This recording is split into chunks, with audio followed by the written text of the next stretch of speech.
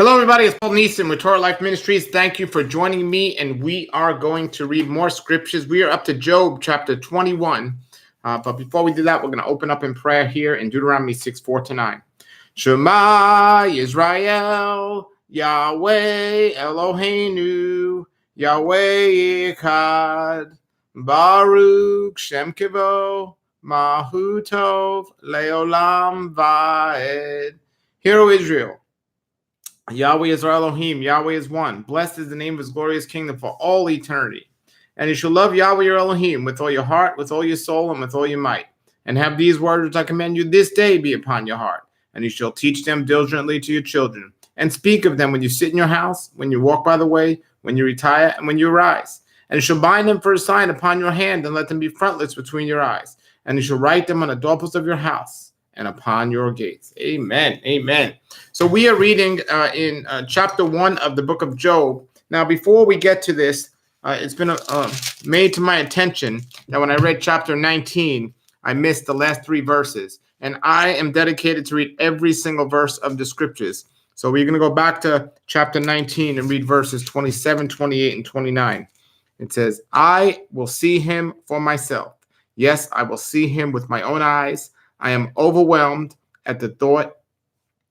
28. How dare you go on persecuting me, saying it's his own fault. 29. You should fear punishment yourselves, for your attitude deserves punishment. And then you will know that there is indeed judgment. So that was the end of chapter 19, but we're going to forward over here to chapter 21 because we read chapter 20 yesterday. So please go and look at that on the website.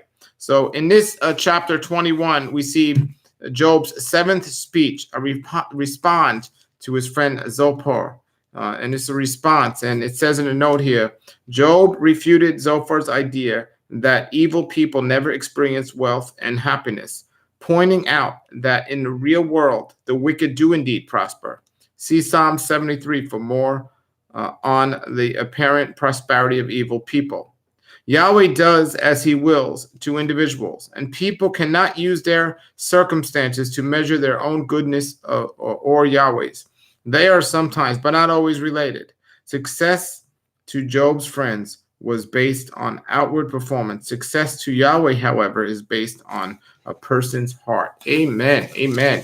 So, as we read here, verse 2 says, verse 1 says, Then Job spoke again. Listen closely to what I am saying. That's one consolation you can give me. So Job wanted to be heard. And we're going to look at the note for verse 2. But I do use different translations. And this translation, the James Moffat Scriptures, has the scriptures in chronological order. And for verse 21 here, or for chapter 21, it starts off in verse 2, 3, 4, 5, 6, 7, 8, 9. And then, 7, and then 10, and wait. It's a 2, 3, 4, 5, 6, 7, 9, 10, 8, 11, 12, 13, 14, 15, and then verse 18 from chapter 22, and then back to 21 for 16, 17, 18, 19, 20, 21, 22, 23, 24, all the way to the end of the chapter. We're not going to read it in this order today, but if you want to try reading in that order and see if it flows better for you, that's fine. So for the note for verse chapter 2 says, the actual verse was, bear with me and let me speak. After I have spoken, you may resume mocking me. Well, that was verse 3. So the note on chapter 2 says, this is a response to Eliphaz's reference to the consolations of Yahweh in chapter 15, verse 11. So listen close to what I'm saying. Okay, verse 4. My complaint is with Yahweh, not with people. I have a good reason to be so impatient. Look at me and be stunned. Put your hand over my mouth in shock. When I think about what I am saying, I shudder. My body trembles. Why do the wicked prosper, growing old and powerful? They live to see their children grow up old and settle down, and they enjoy their grandchildren. Their homes are safe from every fear, and Yahweh does not punish them. Their bulls never fail to breed. Their cows bear calves and never miscarry. They let their children frisk about the lambs. Their little ones skip and dance. They sing with trombone and harp. They celebrate to the sound of the flute. They spend their days in prosperity, then go down to the grave in peace. Verse 14. And yet they say to Yahweh, go away. We want no part of you and your ways. Verse 15. Who is almighty, and why should we obey him? What good will it do us to pray? They think their prosperity is of their own doing, but I will have nothing to do with that kind of thinking. Yet the light of the wicked never seems to be extinguished. Do they even have trouble? Does Yahweh distribute sorrows to them in anger? Verse 18.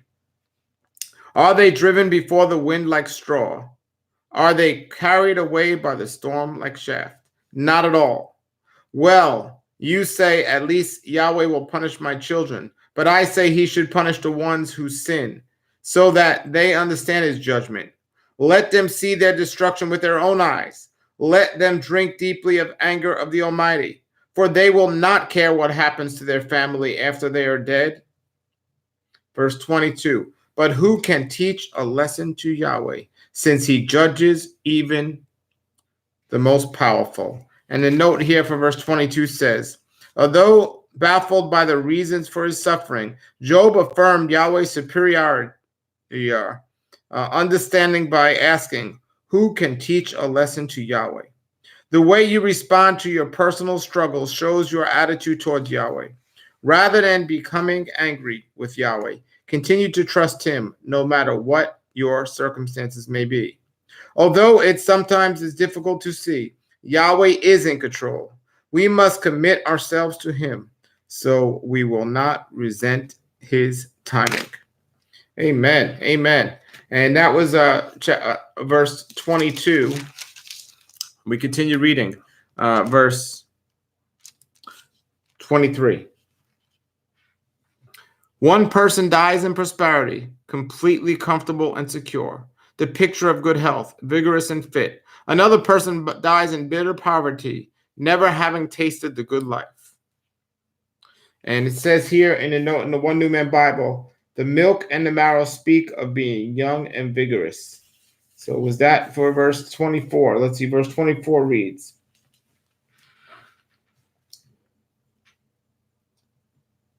his breasts are full of milk and his bones are moistened with marrow.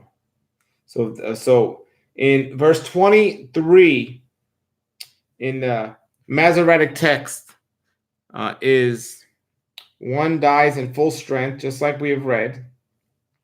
And then we go to verse 24, the picture of good health, vigorous and fit. And so it says here, his breasts are full of milk and his bones are moistened with marrow. Same thing. And the note is the milk and the marrow speak of being young and vigorous. Verse 25, another person dies in bitter poverty, never having tasted good life, but both are buried in the same dust, both eaten by the same maggots. Look, I know what you're thinking. I know the scams you plot against me. You will tell me of rich and wicked people whose houses have vanished because of their sin. But ask those who have been around, and they will tell you the truth.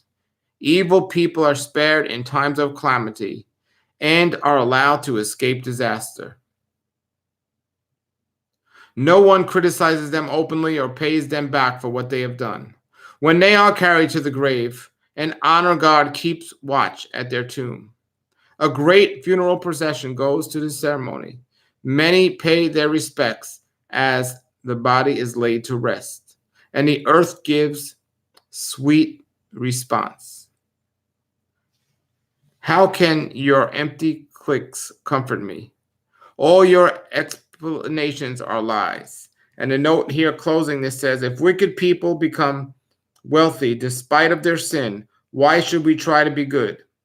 The wicked may seem to get away with sin, but there is a higher judge and a future judgment. The final settlement of justice will come, not in this life, but in the next. What is important, how a person vows or views Yahweh in prosperity or poverty? Not the prosperity or poverty itself. Amen. Amen. That was Job chapter 21, and we continue to read these scriptures every day.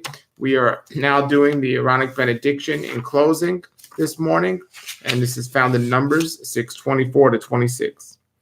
Yurifkaka, Yahweh, Vivishmarikaka, Yo'er, Yahweh, Panana, Alaka, Vikunika, Yosi, Yahweh, Panana, Alaka, Yasem, Aka, Shalom. Yahweh bless you and keep you. Yahweh make his face shine upon you and be gracious to you. Yahweh lift up his countenance upon you and give you peace. Amen. Amen.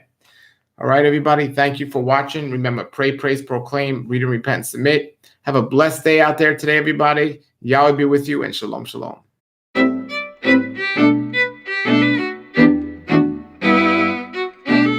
Come out of the world, oh my people, seek the truth, avoid the evil, learn Yahweh's ways. Torah life ministries, come out of the world. Messiah people, seek the truth.